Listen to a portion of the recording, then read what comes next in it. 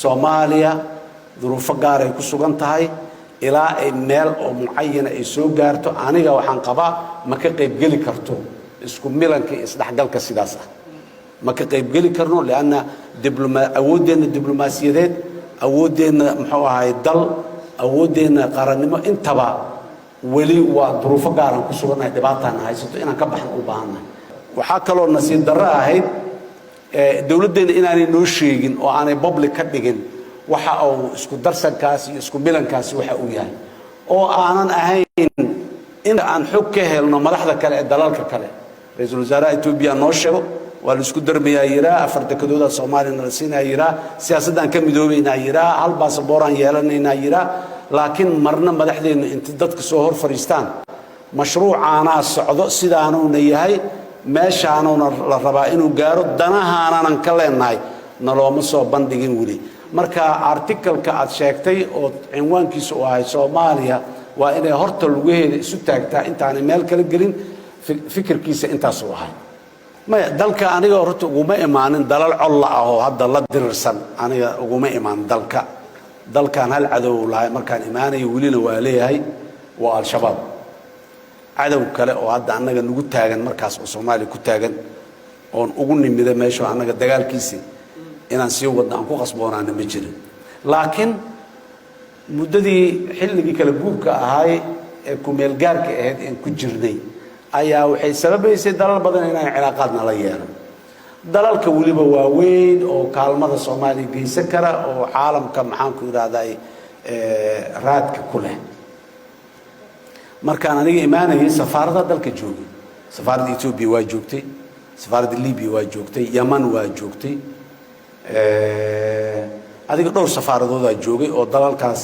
muxuu ahay sidaas ah safaaradda Djibouti dabcan waa joogtay iyadana sidoo kale taasi marka daliil waxay u ahaday yani horumarka diblomaasiyadeena ama siyaasadeena arrimaha dibadda ay gaaraysay sidaas daraadeed annaga waxaan sameynay siyaasad arrimo dibadeed oo qoran oo la yaqaano foreign policy qoran oo la yaqaano oo ilaa maanta website-ka wasaaradda arrimaha dibadda haddii la galo ku jirta qof walba waa soo download garaysan karaa waa arki karaa siyaasad arrimo dibad oo qoran oo meel loo raaca leh oo hadhow waa ka weecateen iyo waa la qalloociya la dhihi karo documented ah markii ugu horeysaan yeelanay muddadii ka dambeysay muxuu ahaay dawladdii burburkii dawladoo dhan sidaas daraadeed annaga mabaadidaas aan hore usoo sheegay aan hagaysay dalka intaasaa timid nasiib darro dalalka diblomaasiyadda caalamiga maanta Soomaaliya adduunyada sida ay relevant uga tahay diasporadeena ama qurba joogteena dal kasta joogta oo ku nool oo tala ku leh oo siyaasiyiinta dal kasta ay codkooda rabaan oo ay Soomaaliya maxay ku waxaynayaan oo u baahan tahay Soomaaliya inay ka faa'iideysato sidaas daraadeed dal walba in uu safaarad ka furto Soomaaliya uu yimaado gadaala laga soo riixayay oo ama diasporada ha noqoto ama ha noqdo yaa kalifi annaguna dalalka caalamka oo dhan waa soo wada dhaweynay waana waxayna maalan dalalka qaarna waa xiriir caalami ah oo caadi ah nagala dhaxeeyo qaarna waa strategic leenahay una taabanaya oo si toos ah u taabanaya qaarna waxa laga yaabaa inaanu taaban ama si dadban noo taabto maalan dalka 2017 aniga xafiiska waxaan ka tagay annagoo dal aan cadownahay oo nala dirsan aanu jirin sidoo kale maxaan ku raadayay imaaraadka carabta Abu Dhabi maanta safiir nooma jiro ayaga safiirkoodu waa joogaa laakiin annaga nooma jiro sidaas daraadeed waa dareemi kartaa maanta safiirada ama dalalka istaraatiijiga cilaaqaadka lana waa Ethiopia Eritrea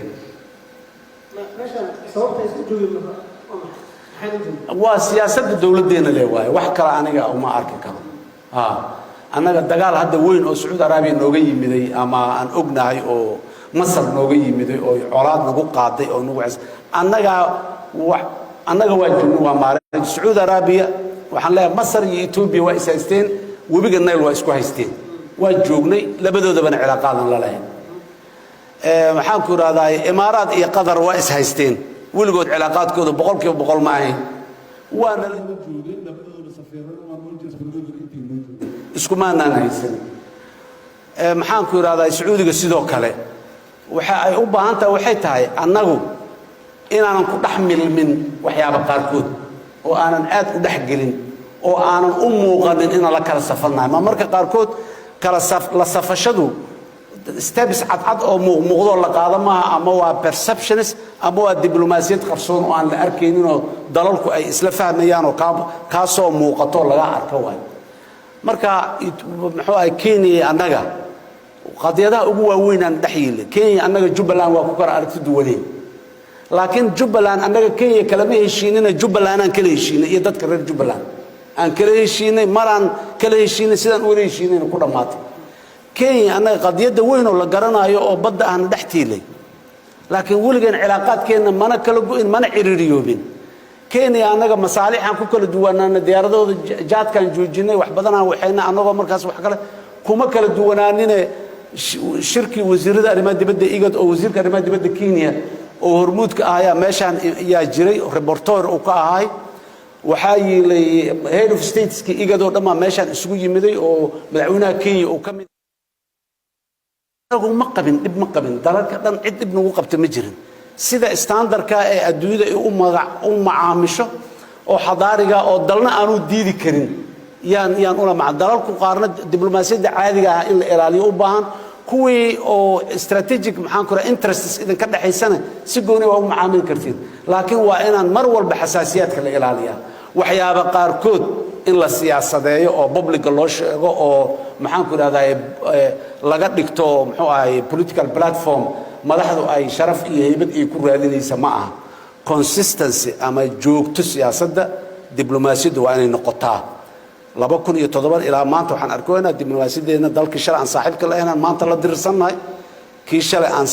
la dirirsanayn maanta heshiis la nahay kuwa kala daraadood u la dirirsanahay waxaas meel ay diblomaasiyaddu uga qorataa ma jirto